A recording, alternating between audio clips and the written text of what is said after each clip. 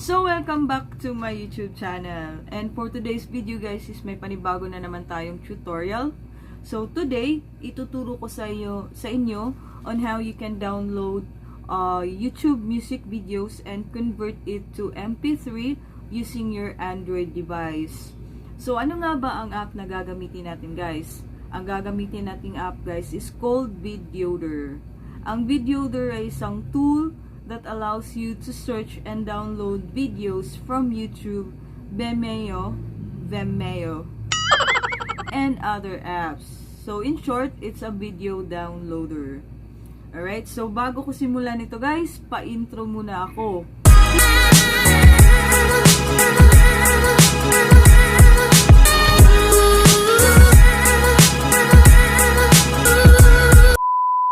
So, bago ko simulan ang tutorial na to guys, is shoutout muna tayo. So, shoutout Mary's TV, shoutout Ana Baldemore, thank you guys. And kung gusto niyo magpa-shoutout guys, please comment down below lang at i-shoutout ko kayo sa mga susunod ko na videos. Alright, so wag na natin patagalin to guys, let's go! Okay, so andito na tayo sa ating Android device. So, unang-una, punta tayo ng YouTube. So, hanap tayo ng kanta guys. Kunwari, gusto ko yung kanta ni JB. Ito. So, mag-search lang kayo ng music na gusto nyo guys. Kunwari ito, kay Justin Bieber. So, itap nyo lang tong tatlong dot inline sa title ng kanyang kanta at click on share. So, once na-click nyo na yung share, copy nyo lang yung link, tap on copy link. After that guys, punta na tayo sa ating Videoder app. Alright, so, dito sa Videoder guys, dito sa search or enter URL, ipipaste lang natin yung ating link na kinapi kanina. So, paste, and then search. So, ayan na guys. So, lalabas dito guys.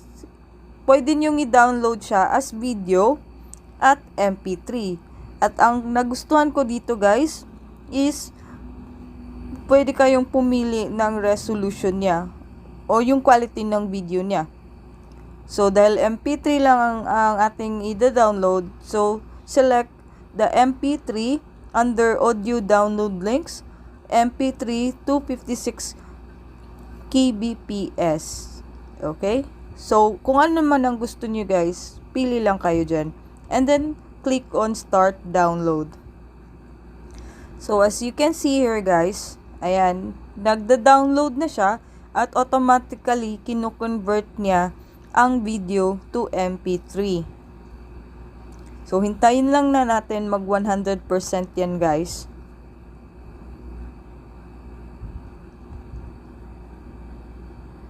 Okay? So, ayan na guys, download complete. So, hanapin natin ang dinownload natin guys.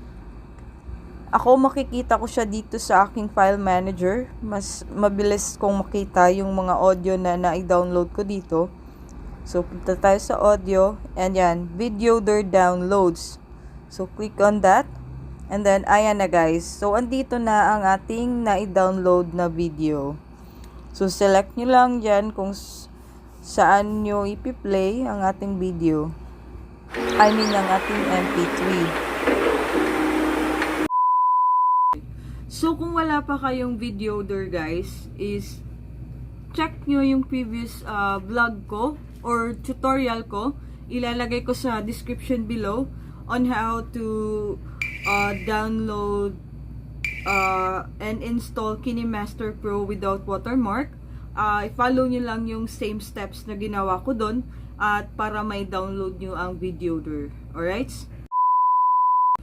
So, ayan na nga guys, ganun lang kasimple kung paano nyo may download ang YouTube music videos and convert it to MP3 using Videoder on your Android device.